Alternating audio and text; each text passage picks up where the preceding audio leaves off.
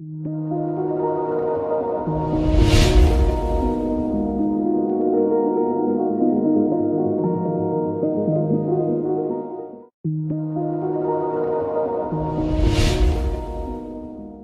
वाले हैं कुछ काफी इंपॉर्टेंट क्वेश्चंस जो कि इस चैप्टर से पूछे जाते हैं, इस टॉपिक से पूछे जाते हैं इनफैक्ट, और आ सकते हैं एग्जामिनेशंस में।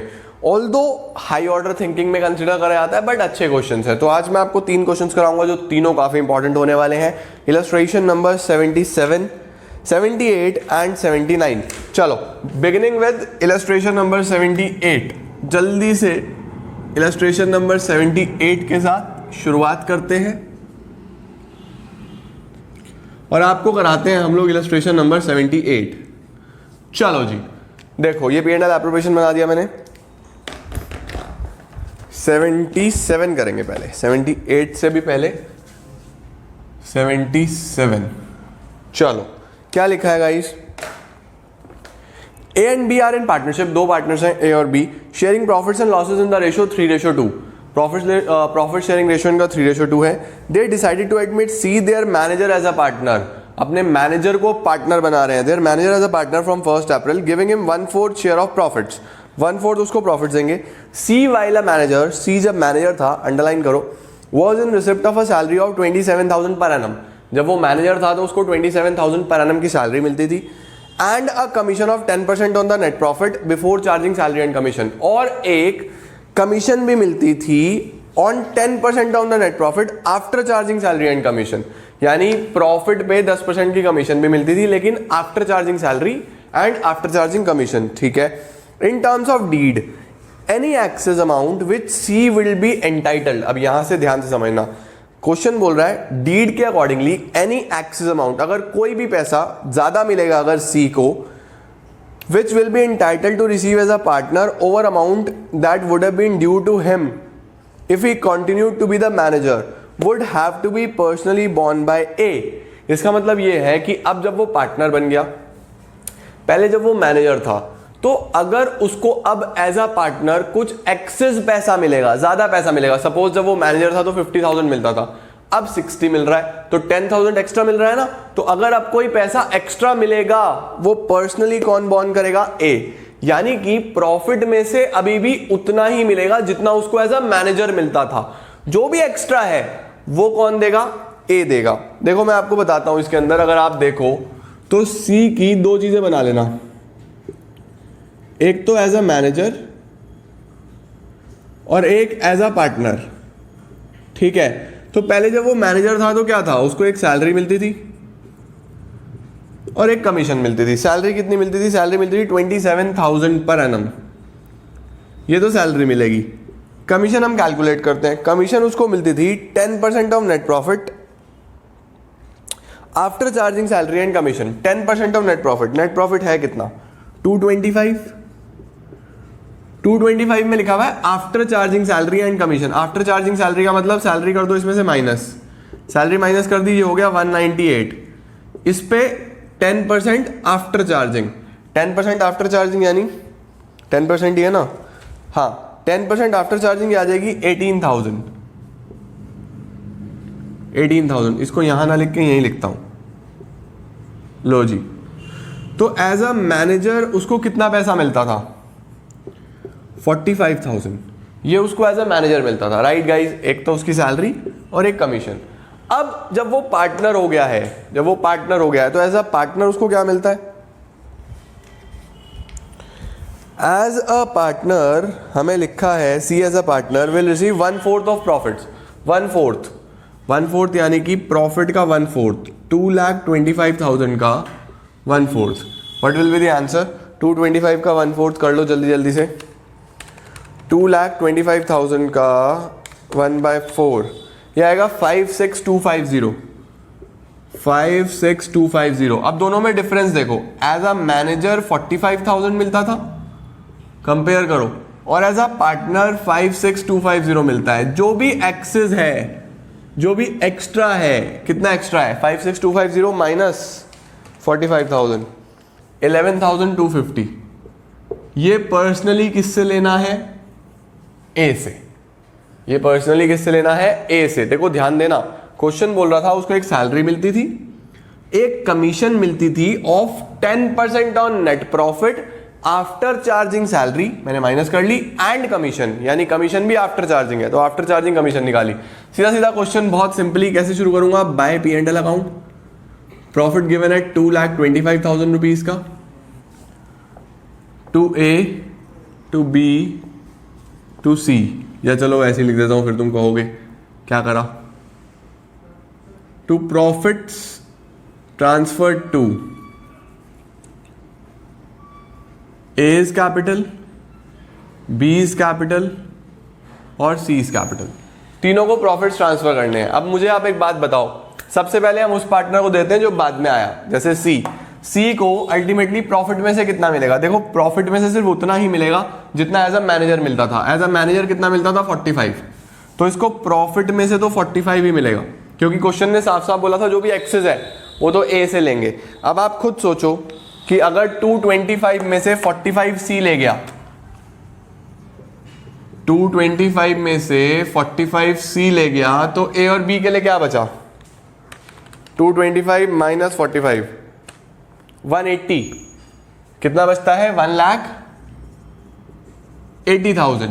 अब ये जो 1,80,000 रुपीज है, ये जो 1,80,000 है ये किसको मिलेगा, A और B को, कितना कितना, A और B का रेशियो है 3:2, तो 3:2 में ये बैठेगा 1,08,000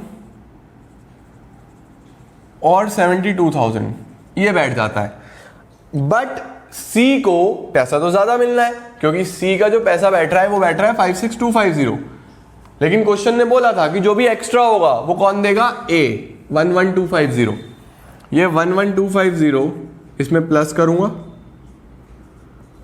ट्रांसफर्ड फ्रॉम A, और यहां से माइनस करूंगा ट्रांसफर्ड टू C 11,250, तो 1,08,000 minus 11,250, the value will be 96,750, ये एज इट इज 72,000, और ये 45,000 माइनस 11,250 33,750। तो गाइज हमारे पास ये एग्जैक्ट आंसर आ जाता है और हमारा इलस्ट्रेशन नंबर 77 हो जाता है डन। आंसर आ चुका है हमारा 77 का, 96,750, 72,000 और 56,250, सॉरी प्लस करना था, मैंने माइनस कर दिया गलती से, 56,250, गारंटी इतने की थी, ठीक है ना, यहाँ प्लस यहाँ माइनस, ओके। इसके बाद हमारे पास आता है नेक्स्ट इलस्ट्रेशन नंबर 78 करते हैं जल्दी जल्दी से, 78 को समझने की कोशिश करेंगे।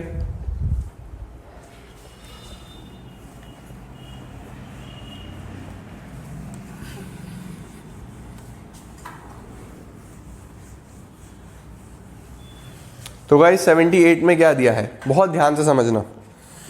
लिखा है ABCR इन पार्टनरशिप, तीन पार्टनर्स हैं A और B और C, A and B sharing profits in the ratio 3:1 and C receiving an annual salary of, A और B तो प्रॉफिट्स बांटते हैं, C को क्या मिलता है, C को एक तो एनुअल सैलरी मिलती है 32,000 की, प्लस 5% कमीशन मिलती है प्रॉफिट्स पे after charging is salary and commission, या फिर और 1/4 of the profit of the firm which ever is more. तो देखो C का जो पैसा मिलता है वो कंडीशनल है, या तो 1/4 ऑफ द प्रॉफिट या फिर कुछ सैलरी और कमीशन, इन दोनों में से जो ज्यादा होगा वो मिलेगा।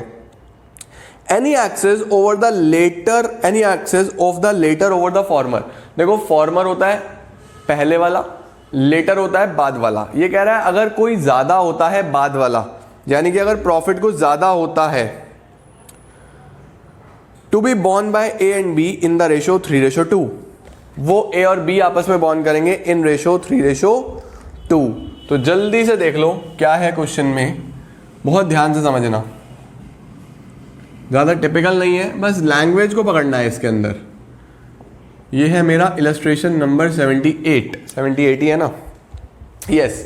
देखो हमने कहा कि A और B तो पार्टनर्स हैं, A और B तो पार्टनर्स हैं जो किस प्रॉफिट शेयरिंग रेशियो में काम करते हैं, 3:1 में। C के पास दो ऑप्शंस हैं, एक फॉर्मर पहले वाला और एक लेटर। जिसको हम बोलते हैं बाद वाला ऑप्शन। फॉर्मर पहले वाला, लेटर बाद वाला। पहले वाला क्या ऑप्शन है कि या तो ये लेगा 32,000 रुपीज की फिक्स सैलरी, 32,000 रुपीज की फिक्स सैलरी प्लस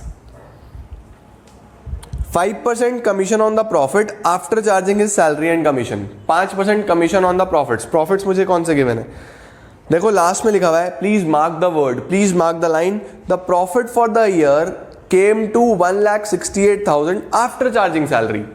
प्रॉफिट जो गिवन है वो आफ्टर चार्जिंग सैलरी गिवन है।